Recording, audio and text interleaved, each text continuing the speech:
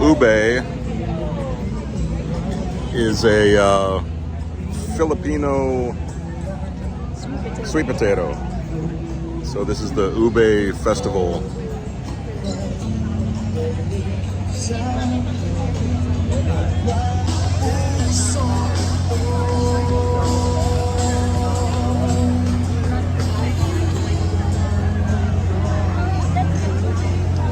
This is a mochi parfait.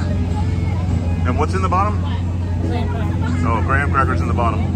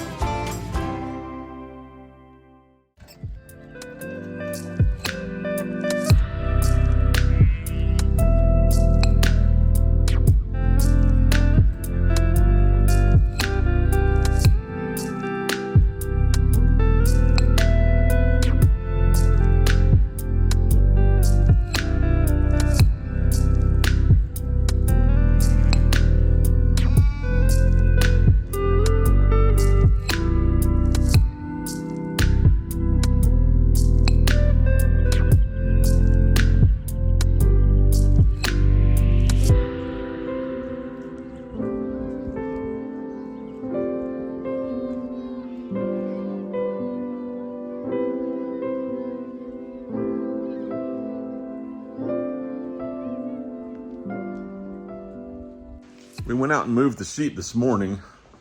I mean, the rain, it's a rainy day, but the rain has just been kind of off and on, so it hasn't been too bad. But it's one of those days where, I don't know, it's like the whole atmosphere just makes you tired and you don't want to do much of anything. I've been trying to find little things. I went ahead and did the video that's going out before this one. So this afternoon, I figured out what I want to do for a rainy day project. I want to make a Carpenter bee trap. So I'm gonna go up here and get some wood out of the loft. This is the part of the loft where we store our hay for the sheep for the winter. This past winter, it was full all the way across on this whole side over here. There's our wool. So I had bought some of these boards to block in the sheep downstairs when we were doing the sheep shearing. And I have some wider ones that I'm also going to be using for the barn. Eventually I'm going to cover all the slats throughout the sides of the barn with little strips of wood. So I think I'm just going to use one of these boards. At one point I had decided I was going to use this block of wood and I was going to make one. And I started trying to drill out the bottom. And I don't know, I guess my hole saws and this kind of wood that this is just wasn't really working out. So I've quit on that, even though that would be one of the simplest ways, just to have one solid block of wood. What I'm seeing at the stores are like a little box with a jar underneath. I'm going to use this jelly jar size. So I need to have a square that this would fit onto. This block of wood might be just the right size if you just think of it as a square. That's 4 inches, so I think I'll try that as a little prototype.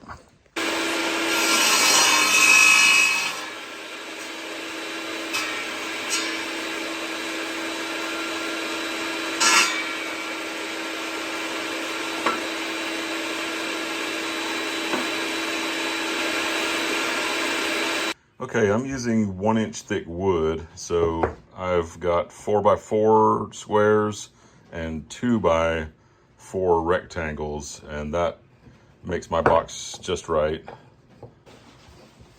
4 of these and 2 of these. You can see that the carpenter bees drill these holes in the wood, and then sometimes you get woodpeckers coming and drilling into their holes trying to eat the larvae. So that can create a lot of damage over time, and we have a lot of wood that's exposed out here. So We've been kind of slow making these traps, and we're getting a lot of holes. I've got these bins when we were building Caleb's house full of little odds and ends. I always save all these screws and parts. And I found the perfect screw for this. I was going to use a screw and a washer, but this has a pan head, so it's going to work really well. And I had already put this together, but I'm going to put it together again.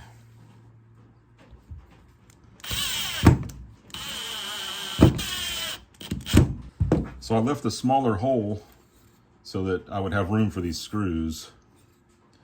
And then the bees will fall down in here. Okay, so I got my box put together.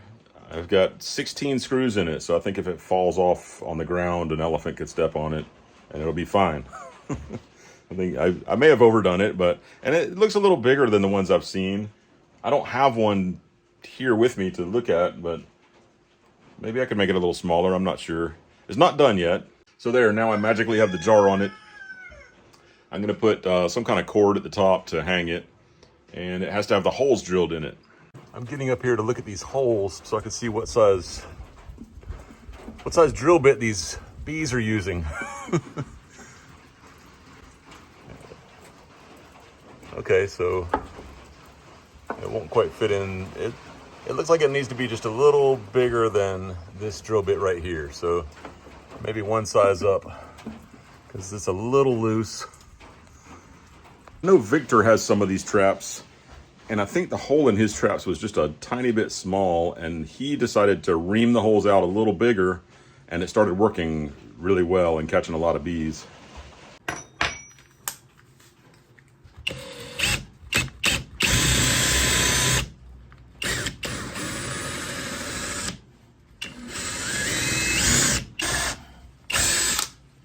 So I'm drilling the hole at an angle so that the bee will go up, and when it goes to the inside, it's going to see the daylight down here in the jar, and it's going to go down to the jar.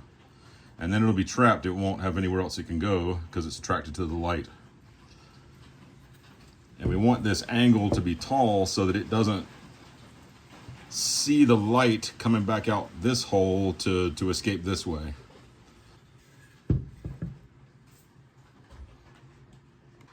So you can see the inside. This is the top, and they're going to be coming up through those holes, and then they'll fall down into the jar looking for light. Okay, I got it put together, and it's hanging up. I just tied my knot inside the box so that I don't have to worry about a knot showing. No problem. And I hung it right here next to these holes. So hopefully the same bees will start investigating. I know I've got 11 more jars, so I better get to work.